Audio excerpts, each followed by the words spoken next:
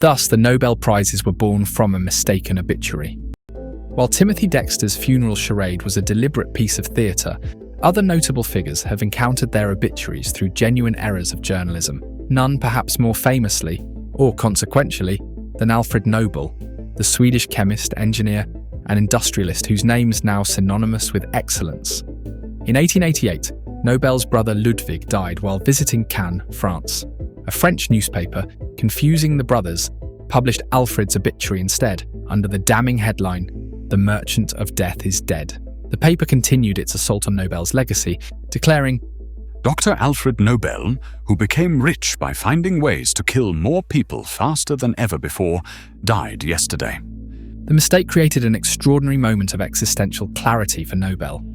Healthy and very much alive at 55 years old, he was confronted with how history would remember him. Not as a brilliant inventor or industrialist, but as a merchant of death whose fortune came from weapons of destruction. The primary source of Nobel's wealth was indeed his invention of dynamite and other explosives, which, although created primarily for mining and construction, had obvious military applications. What followed represents one of history's most remarkable acts of legacy rehabilitation. Profoundly affected by this premature obituary, Nobel decided to rewrite his impact on civilization.